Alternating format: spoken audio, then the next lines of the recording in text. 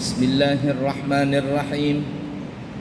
Assalamualaikum warahmatullahi wabarakatuh. Alhamdulillahi rabbil alamin. Allahumma fasalli wa sallim ala sayyidina wa nabiyyina wa maulana Muhammadin wa ala alihi wa ashabihi wa azwajihi wa dhurriyyatihi wa man tabi'ahum bi ihsanin ila yaumiddin, amma ba'du. Kembali kita melanjutkan pelajaran kita di dalam kitab Qisasul Anbiya, cerita kisah para nabi dan rasul yang dikarang oleh Al-Imam Ibnu Katsir. Pada pertemuan yang lalu kita telah sampai di mana Nabi Allah Musa alaihissalatu wassalam dan Nabi Harun telah datang di hadapan Fir'aun, dan Nabi Musa mengajak Fir'aun untuk beriman. Tapi pada saat itu Fir'aun tidak mau beriman, sambil menantang kepada Nabi Musa, kalau seandainya Nabi Musa memang seorang nabi, maka datangkanlah tanda kenabian itu. Fa'alqa asahu fa idza hiya thu'banun mubin. Maka Nabi Musa pun melontarkan tongkatnya, maka tiba-tiba tongkat itu berubah menjadi ular yang nyata. Wa naza'a yadahu fa idza hiya baydha'u lin-nadhirin. Dan juga ia menarik tangannya dari dalam bajunya, kantong keluar. Ada yang mengatakan di sini. Maka tiba-tiba tangannya Nabi Musa itu pun bersinar, bercahaya bagi orang-orang yang melihatnya. Baik, kita lanjutkan.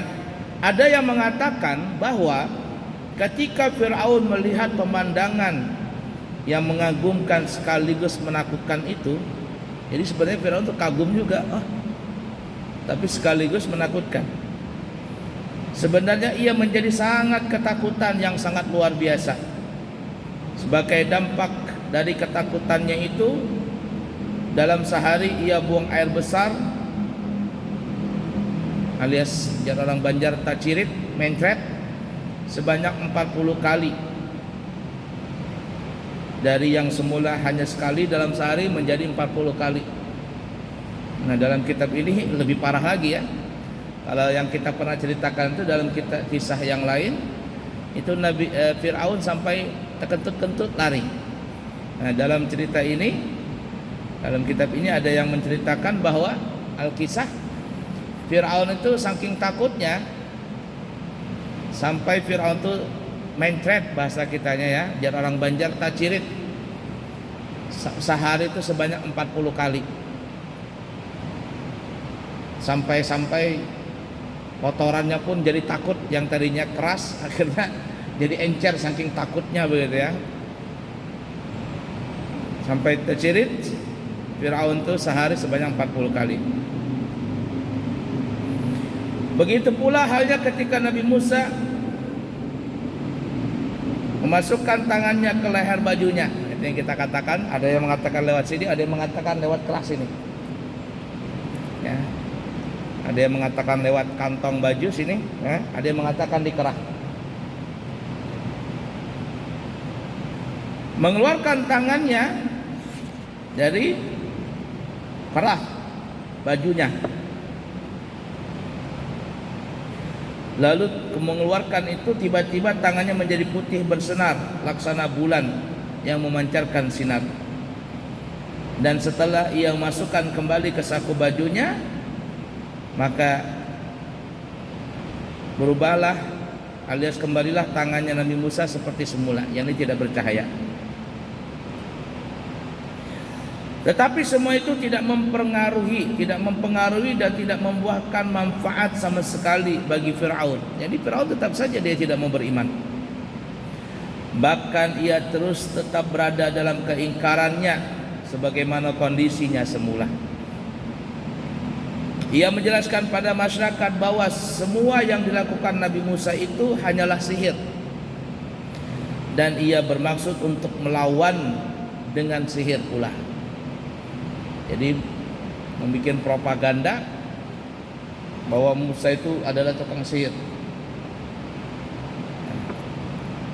Akhirnya untuk meyakinkan masyarakatnya pada saat itu, rakyatnya, maka Firaun pun menantang Nabi Musa untuk mengadu kesaktian.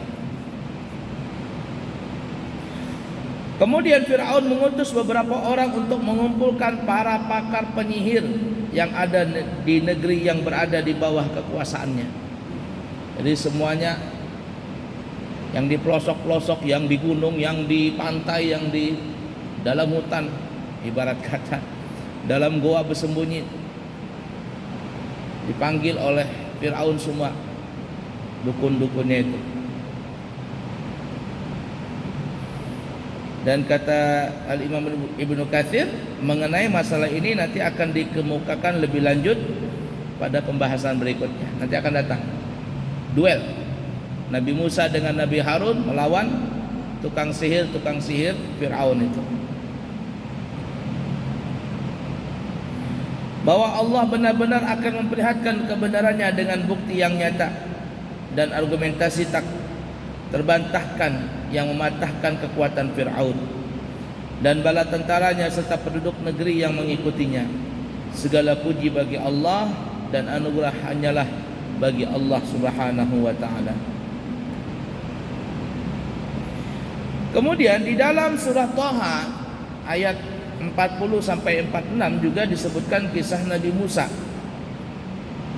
Bagaimana ceritanya? Qala Allah Ta'ala fi kitabihil karim, A'udzu billahi minasy syaithanir rajim.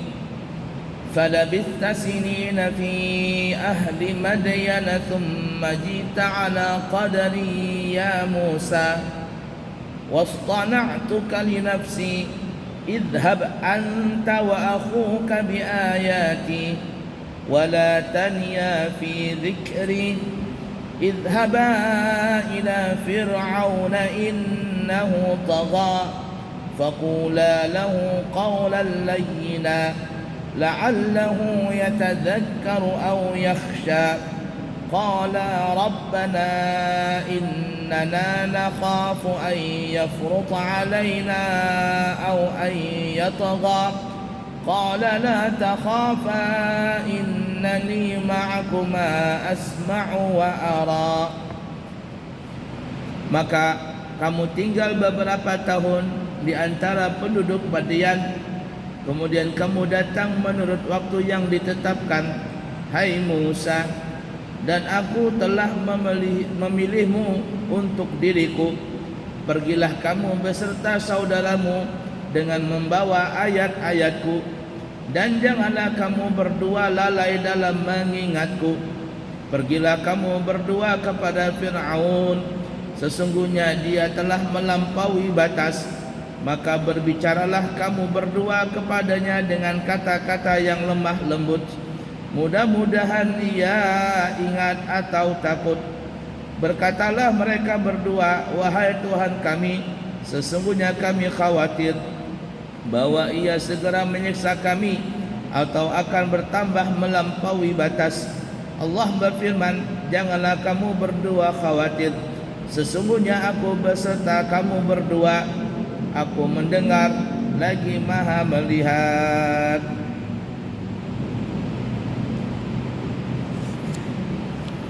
Tadi dikatakan di sini ada ayat ya. Faqula lahu qawlan layyina la'allahu yatadhakkaru aw yakhsha. Allah memberikan nasihat kepada Nabi Musa dan Nabi Harun. Wahai kalian berdua, berbicaralah kalian, yakni Nabi Musa dan Harun, kepada Firaun dengan pembicaraan yang lemah lembut, dengan kata yang lemah lembut. Mudah-mudahan ia akan ingat atau takut. Coba lihat di sini. Disinilah para ulama kita, terutama ulama-ulama Hadramaut, para habaib, para masyayikh yang ada di Hadramaut, terutama di kota Tarim, mereka itu kalau berdakwah sangatlah lemah lembut. Ya, para habaib, para masyayikh yang ada di kota Tarim, Masya Allah, mereka punya hati sangatlah lembut sekali, sehingga ketika mereka berdakwah, kata-kata itu sangat betul-betul terjaga, tidak sampai berkata kasar, kemudian tidak sampai berkata yang menjelekkan orang, menggibah, memfitnah, atau sampai marah-marah. Tidak, sangat menjaga adab sekali. Kenapa? Karena coba lihat dalam Al-Quran, Allah Subhanahu wa ta'ala mengatakan Fir'aun itu adalah tagha. Tagha itu adalah orang yang sangat melampaui batas. Makanya dikatakan, kita sebutkan pada pertemuan yang lalu, Fir'aun itu bukan lagi dia ngaku jadi wali, bukan lagi dia ngaku jadi nabi, bukan lagi dia ngaku jadi rasul, tapi ngaku jadi Tuhan. Jadi kalau ibarat kata Nabi Musa berkata kepada Allah, ya Allah, engkau tidak marahkah? Engkau disaingi, engkau kan Tuhan. Fir'aun ngaku jadi Tuhan, apa engkau gak marah? Ya, cuman ya tadi Allah sudah mengatakan kepada Fir'aun, kepada Nabi Musa bahwa innahu tagha, dia telah melampaui batas. Tapi Allah menunda untuk menghancurkan Fir'aun itu, seperti yang kita sebutkan pada pertemuan yang lalu, karena Fir'aun ada satu sifat yang menjadikan Allah itu menunda murkanya. Apa itu? Yaitu Fir'aun itu dikatakan orangnya sangatlah royal sekali, sangat royal kepada umatnya, tapi kepada orang yang menentangnya itu sangat kejam Fir'aun. Tapi kepada rakyatnya sendiri, wah, itu Fir'aun tuh sangat royal sekali kepada kaumnya. Nah, karena dia rajin sedekah, karena dia rajin, orangnya pemurah, itu yang menunda Allah Ta'ala untuk menyiksa Fir'aun tadi. Bahkan Nabi Musa pernah berdoa untuk membinasakan Fir'aun itu, agar Allah membinasakan Fir'aun, tapi doanya Nabi Musa itu tidak diijabah oleh Allah, kecuali sudah 40 tahun namanya. 40 tahun baru Fir'aun itu ditenggelamkan di Lautan Merah. Nah, coba lihat ya, innahu tagha. Fir'aun itu sangat melampaui batas, tapi Allah menyuruh kepada Nabi Musa, Nabi Harun ketika berkata-kata, berbicara dengan Fir'aun dengan lemah lembut. La'allahu yatadzakkaru aw yakhsha. Mudah-mudahan dia ingat siapakah dia. Dia adalah hamba dan Allah Tuhannya. Aw yakhsha, atau merasa khawatir dulu, ada rasa takut. Kalau enggak ingat, sekurang-kurangnya takut dulu, supaya nanti besok-besok enggak lagi melampaui batas.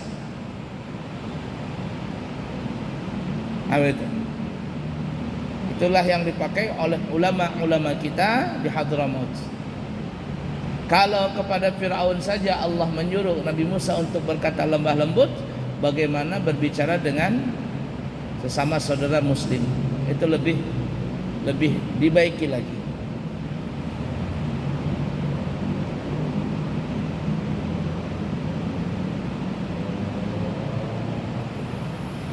Baik, di dalam surah Al-Anfal Allah Subhanahu wa taala berfirman, ayat 45 ya. Ya ayyuhalladzina amanu idza laqitum fi'atan fathbutu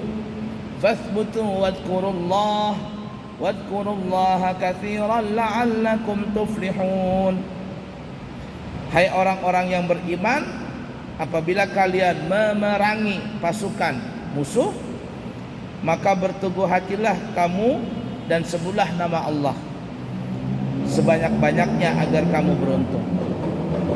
Nah, tadi di sini juga diterangkan sebelum ayat ini yang kita baca dalam surah At-Taha tadi, Allah menyuruh kepada Nabi Musa, Nabi Harun untuk selalu berzikir kepada Allah dalam menghadapi menghadapi Fir'aun. Wala taniya fi dzikri, jangan lupa untuk selalu berzikir. Karena satu-satunya kekuatan menghadapi musuh itu tidak lain, tidak bukan adalah cuma zikir. Itu yang menguatkan mental kita dalam menghadapi musuh-musuh yang mungkin notabene-nya mereka lebih banyak jumlahnya, lebih kuat dalam persenjataan dan sebagainya. Tapi ingat bahwa Allah lebih maha dari segala-galanya. Untuk mendapatkan keberuntungan itu, maka Allah menyuruh kepada Nabi Musa, Nabi Harun, dan kepada kita semua untuk berzikir. Sebutlah nama Allah, wadhkurullaha Maka berteguh hatilah kamu dan sembahlah Allah sebanyak-banyaknya, la'allakum tuflihun, agar kalian menjadi orang beruntung. Jadi menghadapi musuh apapun, kita harus banyak berzikir, ingat kepada Allah.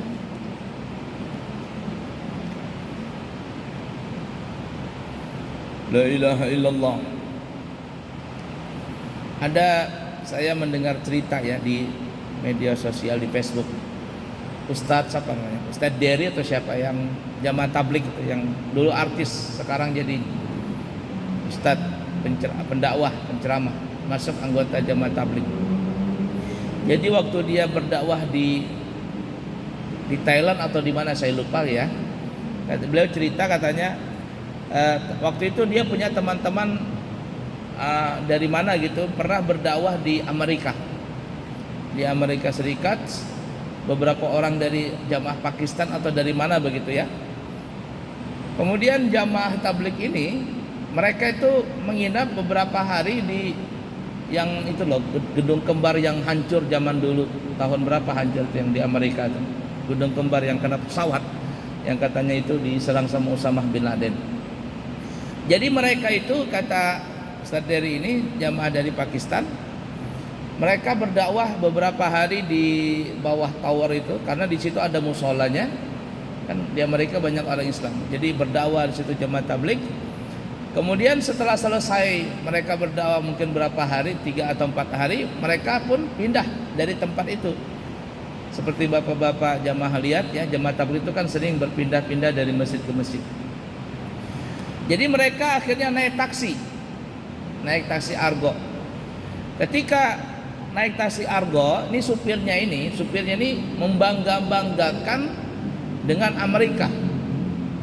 Supirnya ini membangga-banggakan dengan kekuatan Amerika, dan dia membangga-banggakan dengan menara menara kembar itu, yang katanya dulu paling tertinggi di dunia atau apa ceritanya, menara kembar itu. Dia bangga dengan itu, membangga-banggakan pemerintahan Amerika dan orang-orang Amerika dan juga kemajuannya.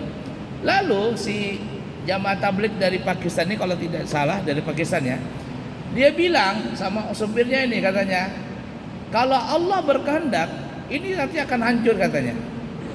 Suatu saat ini akan hancur, artinya menara kembar ini, gedung kembar ini suatu saat akan hancur. Tidak lama selesai jamaah tabligh ini yang dari Pakistan ini berkata-kata demikian, kalau Allah berkehendak Allah akan hancurkan ini. Jelang beberapa menit gitu, tiba-tiba terjadilah pesawat menubruk itu, sampai akhirnya hancur semuanya. Hancur. Supirnya ini kaget, jangan-jangan yang di dalam mobil ini yang ngebom. Dia pasang bom nih, jangan-jangan orang ini.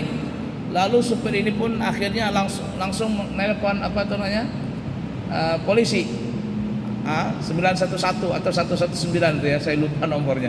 Telepon bahwa ini orang-orang Islam ini yang di dalam mobil taksinya ini adalah orang-orang yang dicurigai menghancur menara itu. Langsung ditangkap polisi mereka. Beberapa jamaah tabligh ini ditangkap, dimasukkan di dalam satu ruangan tertutup di bawah tanah. Diinterogasi.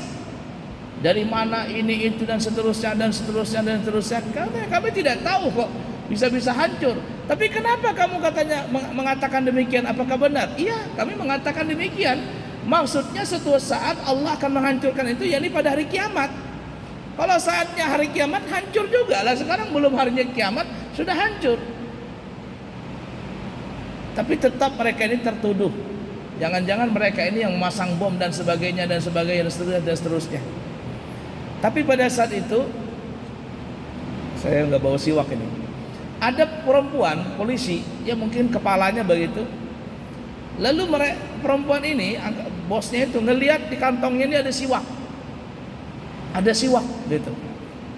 Ada siwak, lalu teman-temannya polisi ini dipanggil sama perempuan ini, mungkin bosnya itu. Katanya, ada apa di kantongnya itu? Kantongnya itu ada apa katanya? Kalau zaman tablik tuh ada kantong di kantong itu kayak ada kayu. Apa itu katanya? Akhirnya kami tanyakan dulu katanya. Ditanyakan apa itu katanya di kantong. Oh ini siwak katanya. Siwak untuk apa? Untuk sikat gigi. Sikat gigi. Akhirnya diberitahukan lagi kepada bosnya ini, lalu kata bosnya yang perempuan ini katanya lepaskan sajalah mereka itu. Mereka ini lepaskan saja, nggak mungkin mereka yang ngebom, nggak mungkin yang mereka ini yang bekerja sama dengan teroris, nggak mungkin. Lah kenapa bos? Ini orang-orang primitif. Orang sudah sikat gigi pakai odol, pakai sikat gigi, lah dia pakai kayu katanya. Ini orang primitif. Nggak mungkin katanya mereka kenal bom, kenal apa kalau masih pakai sikat giginya pakai siwak. Lepaskan aja katanya. Akhirnya dilepaskan mereka semuanya. La ilaha illallah. Itulah kekuasaan Allah Ta'ala tadi.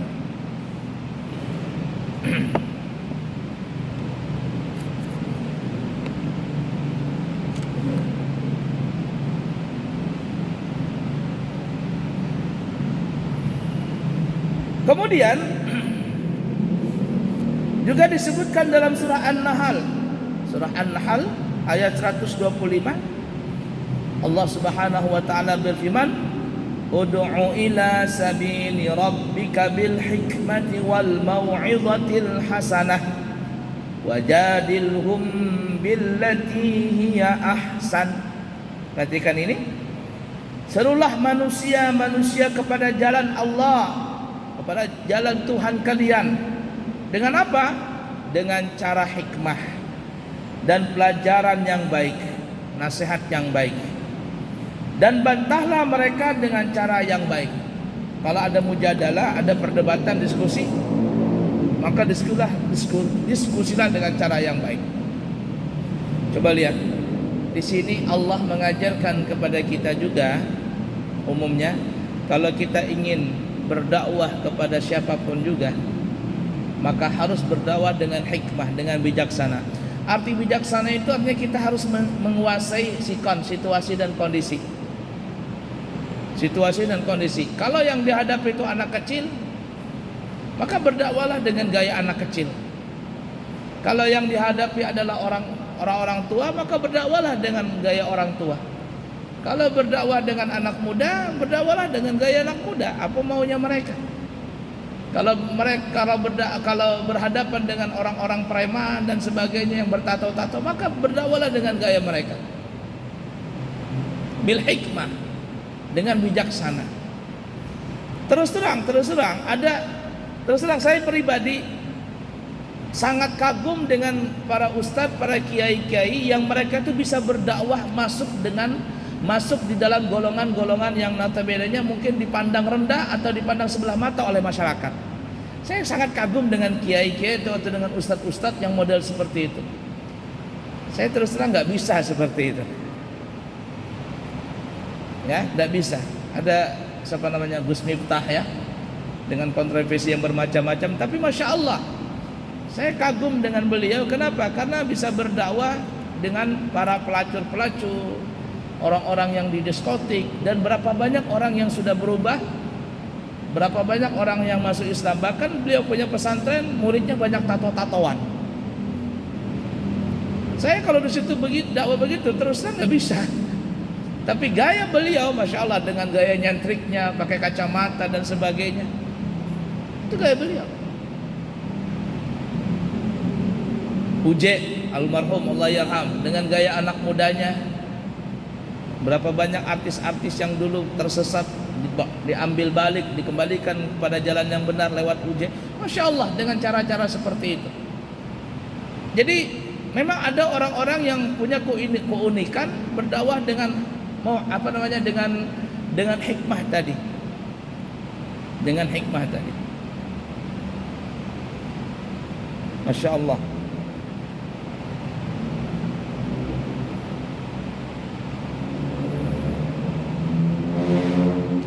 Ada saya punya teman jemaah tabligh cerita. Jemaah tabligh ini dari Banjarmasin menuju ke Balikpapan itu ya, atau sebaliknya. Pokoknya naik bis lah begitu. Jemaah tabligh itu kan selalu berombongan begitu ya, rombongan itu. Kemudian Bis malam ini sampai waktu maghrib itu nggak berhenti, nggak berhenti. Jadi waktunya sholat maghrib dan sebagainya nggak ada yang mau berhenti. Jamaah tabligh ini masya Allah berani dia berani. Jadi dia minta izin dulu, minta izin sama supir, minta izin sama penumpang, minta maaf lahir batin dan seterusnya. Kemudian beliau berdakwah. Mereka berdakwah katanya hidup cuma sebentar. Bagaimanapun aktivitas kita jangan tinggalkan sholat dan seterusnya dan seterusnya. Dinasihatin betul-betul. Akhirnya apa? Maka berhentilah bis itu, satu bis semuanya sholat. Siapa yang bisa begitu? Saya terus terang nggak bisa. Hanya orang-orangnya yang mampu seperti itu, mempunyai kelebihan itu, masya Allah. Lihat Habib Umar bin Hafid yang insya Allah lagi datang ya, tanggal 17 atau tanggal 19 datang ke Indonesia. Insya Allah saya akan berangkat juga, mungkin teman-teman dari Hadramaut, perusahaan Hadramaut akan berangkat semuanya insya Allah. Itu Habib Umar ketika beliau sampai di Malaysia bulan yang lalu. Ada sekelompok kaum LGBT, ya, kaum LGBT. Mereka diundang karena memang ada perkumpulannya di Malaysia, di Indonesia ada, di seluruh dunia ada. Jadi mereka itu diundang oleh panitia untuk datang ke majelis Habib Umar, kemudian mengadakan dialog. Mungkin tersebar videonya di mana-mana. Di YouTube ada, di mana-mana ada itu. Jadi ada satu orang LGBT, bencong bahasa kitanya, menanya tentang masalah itu. Kami ini katanya diponis sama orang masuk neraka. Kami ini dipandang sebelah oleh masyarakat, ini itu bla bla bla dan seterusnya. Apa jawaban Habib Umar bin Hafid? Dengan masya Allah, jawaban yang sangat bijaksana, dengan hikmah. Apa kata beliau? Intinya gini, kita ini bagaimanapun kita punya aktivitas dan sebagainya, maka kerjakanlah sholat semampu kita, dan kerjakanlah sholat dan semampu kita mengerjakan kebaikan. Sholat jangan ditinggalkan, puasa jangan ditinggalkan, ya kan ya. Kemudian sedekah semampunya, berbuat baiklah semampu kita selama kita hidup di dunia ini. Intinya kita tidak tahu bagaimana kehidupan kita nanti di akhir hayat kita nanti. Ya berharap dengan kebaikan-kebaikan yang kita kerjakan itu mudah-mudahan Allah berikan hidayah. Itu yang terpenting. Masya Allah. Itu dengan seperti itu akhirnya mereka merasa tidak dihinakan, tidak dianaktirikan, tidak dipandang sebelah mata. Karena memang kita itu bagaimanapun kelakuan kita, pokoknya intinya jangan tinggalkan sholat lah dulu. Sholat itu penting sekali. Jangan sampai meninggalkan sholat. La ilaha illallah. Tidak ada yang tahu kalau Allah ingin memberikan hidayah. Seorang pelacur zaman Bani Israel bisa diterima taubatnya oleh Allah, diberikan hidayah dan akhirnya diberikan taubat masuk surga gara-gara hanya menolong seekor anjing yang sedang kehausan. Anjing kehausan ditolongnya. Apalah artinya anjing? Dia adalah benda yang najis, binatang yang najis, mughalladhah. Tapi karena sifat kasih sayangnya, Allah kasih sayang dengan perempuan tadi, Allah berikan hidayah untuk bertobat dan akhirnya mati husnul khatimah masuk surga. Lah sebaliknya ada perempuan yang salehah, dianggap perempuan yang baik. Zaman Bani Israel juga. Tapi dia punya kucing, dia siksa kucing tadi. Dia kasih makan, kasih minum, dan akhirnya matilah kucing tadi dalam keadaan tersiksa. Gara-gara itu Allah jadikan perempuan itu masuk neraka. Bukan masalah kucingnya, tapi karena tidak ada mempunyai kasih sayang dengan binatang, dengan makhluk Allah Ta'ala tadi. Subhanallah. Rahmah dengan makhluk. Kalau kita baca manakib Guru Sekumpul, Abah Guru Sekumpul itu, di manakib beliau diceritakan, terkadang beliau membawa satu sendok gula ditaruh di di tangga situ, di watun taruh. Tanya orang, kenapa guru, kenapa abah naruh gula di situ? Bersedekah lawan semut. Semut dibarikin, saking rahmahnya itu, masya Allah.